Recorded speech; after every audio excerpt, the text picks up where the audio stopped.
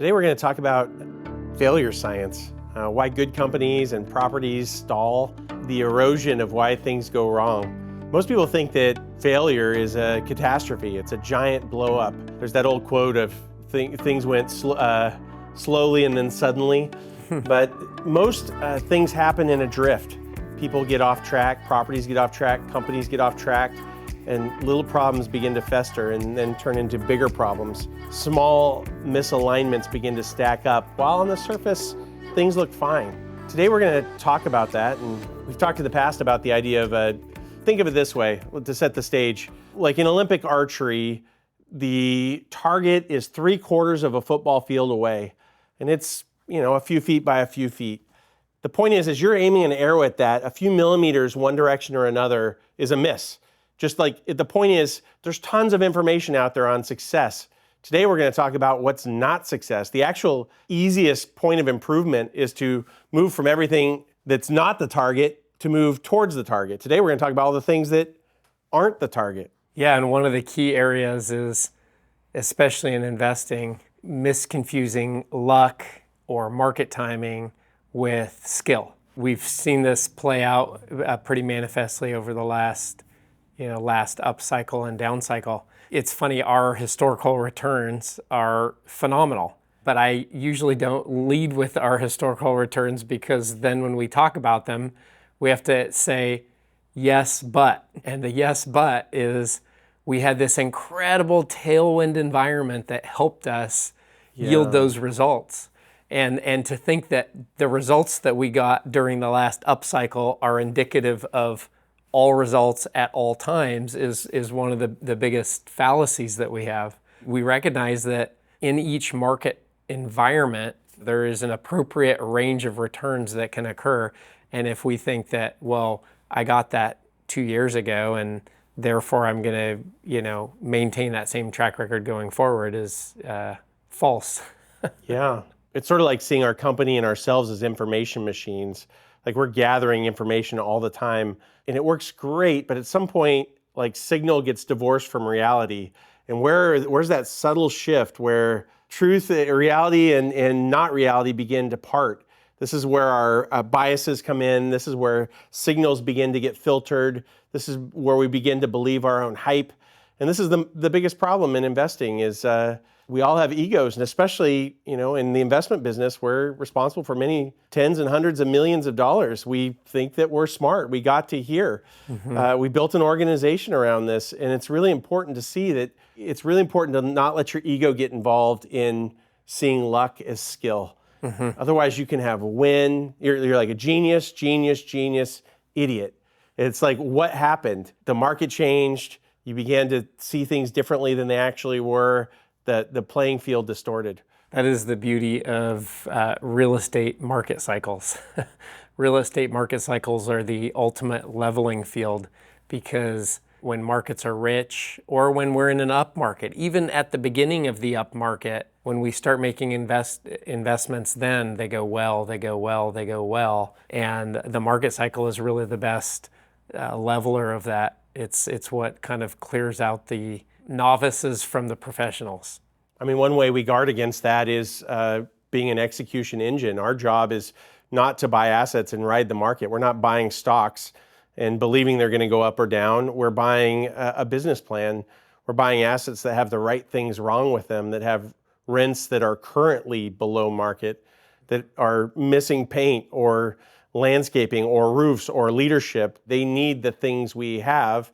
And our job is to apply the tools we have against the assets we have. Now, it happens that we're in a 3D environment. Our 62 people and our skill set are applicable to a problem set, and we're looking to marry those up and then buy it at the right price to reflect the current environment.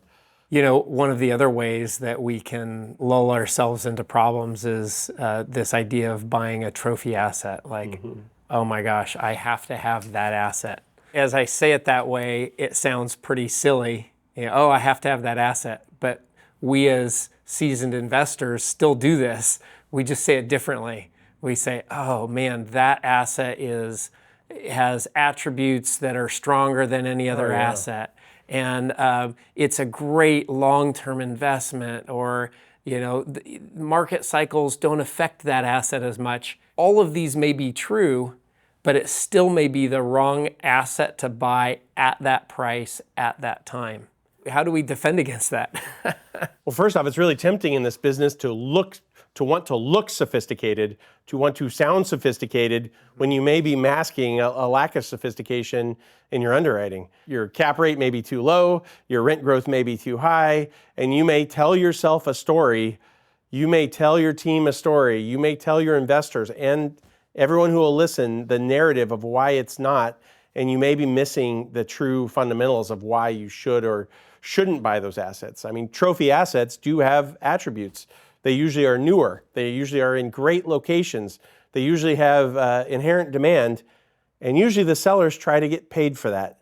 At the end of the day, we are still trying to have a distortion between where the market currently is and the upside that we can create there. There has to be a delta. If you pitch one that's not, you're going to get into trouble.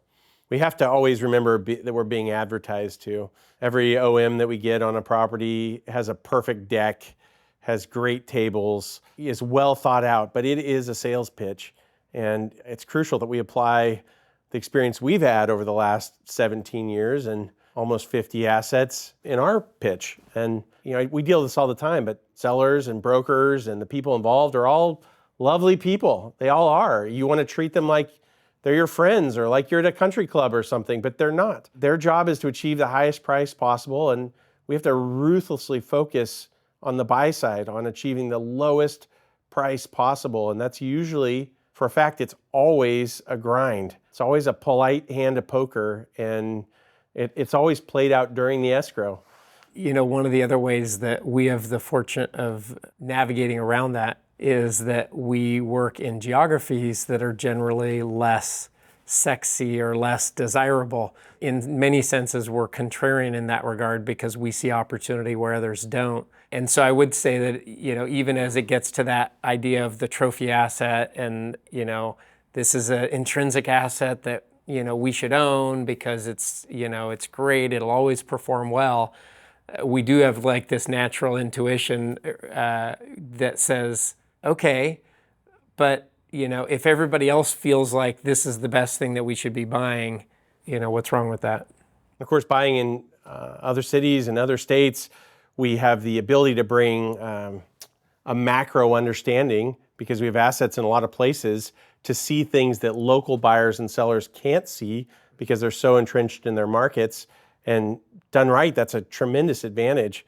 Done wrong, you can get hometowned. You can buy the wrong thing that the local person sees as a problem and that you don't. But it's our opportunity to see what's happening in the adjacent markets and in the state and in the macro environment and see something in an individual city that the locals might not see. Let's talk about one of the other areas of failure science that we can get caught up in, and this is the idea of the amount of time we've invested in something. I'm living through that in an asset right now. It's a big challenge because a lot of the deals we do, we've been working on for 18 months. I mean, it takes they come to the market, it's a really high price, you offer or you wait, it doesn't achieve the price, you come in at a lower price, the seller doesn't want to have it, but then a few months go by, now they're willing to talk. You finally get to a price, you go into escrow, you find problems, you retrade, they get cold feet, they come back to the table, you're potentially able to move forward. And by the time you're 6, 9, 12, 18 months down the road, all parties have a lot invested. And number one, that's a tool for us to use too, because the seller's like, I'm done with this thing, just buy it.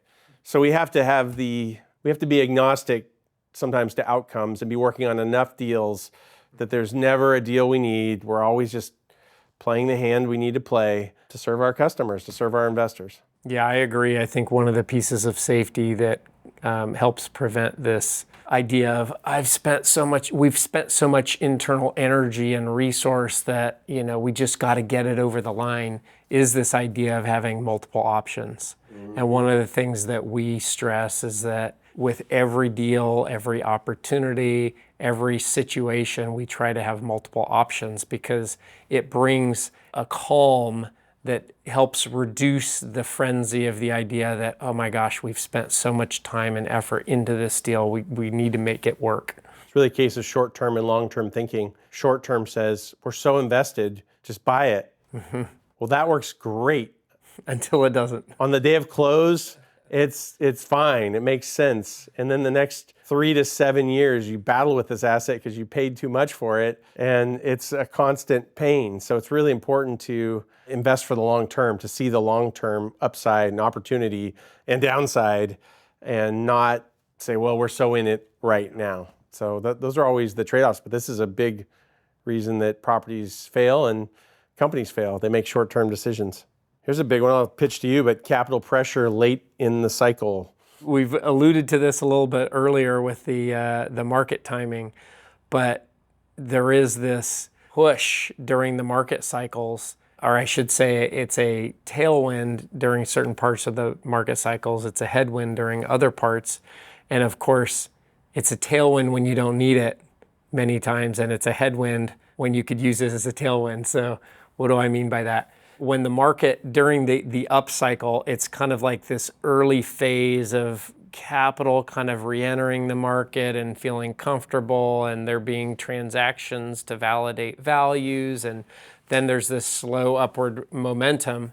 And then you get late in the market cycle and you get FOMO, and capital wants to push every dollar out possible.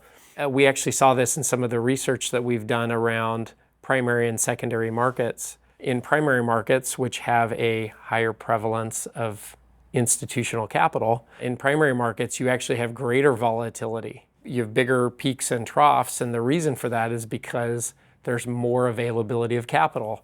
And more availability of capital always exacerbates the problems. It makes the highs higher, and it makes the lows lower. I guess investors don't tolerate risk well, in that when, like right now, we're seemingly at the bottom of a market cycle. We're doing well in capital raising, but this is the time when it's hardest to raise capital. Absolutely. And in 2028 or 29, when the market has experienced some level of recovery, and or it's getting hot again, or it's very hot, there will be capital pressure on us to buy, and it'll be important for us to say, whoa, moderate. Now's a good time to buy these next couple of years, and it's going to get more challenging from there. I'll talk next about a really common one, which is narrative reinforcement loops. Like, we all have a story. We have a story for what our lives are about, what our company's about, what our investing strategy is about. This reminds us of our old podcast, The Map Not Being the Terrain. The point is, the story works, everyone believes it, we keep saying it, and what if it's not the right story? What if our own personal biases, our company history, our personal history, what we've said to our investors is biasing our decisions and distorting reality from what we should actually be doing? So these narratives we tell ourselves are not always true. The loop is the compounding. We say it, we hear it, we retell it, it distorts a little bit, we say it again. After a while, it's like a game of telephone where the thing being said can be quite different than what's really happening. And what's really happening doesn't really care about your game of telephone. It's really happening.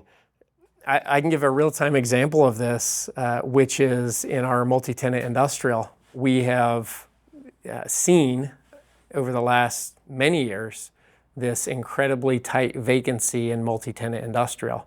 Even as big box industrial more recently has started to see pretty significant vacancies, even up into the double digits in certain markets. Multi-tenant industrial has managed to stay tight, and there are a lot of reasons for that: supply, lack of new construction, rents not justifying new construction, blah, blah, blah. And the reason I say blah, blah, blah is because that is also the narrative we tell ourselves. It's a truth until it's not a truth. And what we've seen more recently is we have seen some softening in demand for industrial tenants. Mm-hmm. That comes from things like rents having grown so much that the underlying businesses just can't support that much rent. Mm-hmm. It comes from things like the economic environment becoming more volatile or less certain. And if we keep telling ourselves that, multi-tenant industrial, always tight demand, always low vacancy, we narrate ourselves into failure. I'm thinking through the 5 patterns we just spoke about, and there's one thing that rings true through all of them. People optimize for internal consistency over external truth. What does that mean? It means we're humans. We want smoothness. We want things to follow a plan. We want to come to work, do a great job. We're not built for reality, which is violent and brutal and changing. We're optimizing, not us, but like all companies tend to optimize for harmony instead of reality. I'm reading this book about John Boyd. He was a fighter pilot. He came up with this system called OODA. When you're up in the skies, and he was in the Korean War, but it's observe, orient, decide, and act. And he would say the faster you can make that turn, the faster you can go through that cycle, the safer you are. And the point being is, if we're not always observing, reorienting, deciding, and acting, then we're in trouble. And he says that orienting is the most important piece. Reality is shifting, and the question is not necessarily, are we making good decisions? It's how fast are we reorienting to reality? Because the faster we're orienting to the current terrain, the less likely for drift. So our systems, our people, our investments all need to be oriented towards current reality over consistency or harmony or smoothness. Yeah, and the last thing that I'd add, since we were talking about failure, just to put a bow on it, is failure is success. Failure is success when it is used to be better at what we do. Mm-hmm. So on the one hand, our goal is not to avoid failure. Our goal is to mitigate that downside as much as we can through being conservative and prudent, but at the same time using each of those moments of failure to make us better investors over time. So there is no success without failure along the way. So how do we get better at not having large failures along the way? Well, there's a few proven techniques. This last year, we've been doing this idea of a red team or a pre-mortem, which is to start by, instead of going to the end of a deal and saying, let's do a post-mortem. What went right? What went wrong? Start in the beginning and say, with a pre-mortem, what's about to go wrong? This is back to failure science of don't start with the target. Start with everything that's not the target, because there's just giant sand traps around the green, and just call those out right in the beginning. It's important to compare always to outside benchmarks is the second one. So every year we re-budget, we examine our budget, we compare it to our original forecast, and we look for what do we think is going to happen this year. A great one also is to figure out where you went wrong. So trace failures back to information. The more you practice getting from what happened back to where you went wrong, the better you are at seeing those things about to go wrong in the future. I mean, this is why failure science is so important, because there's some pretty obvious traps that people fall into. We spend a lot of time talking about success, but there's some pretty easy fell off the ladder that way. And so tracing back failure to the first pieces of information, the first pieces of distortion, is a habit that'll make you stronger in the future. And another is really having a culture of openness, because we have a team of experts in their field, and those experts, their job is to mitigate risk and execute on the business plan.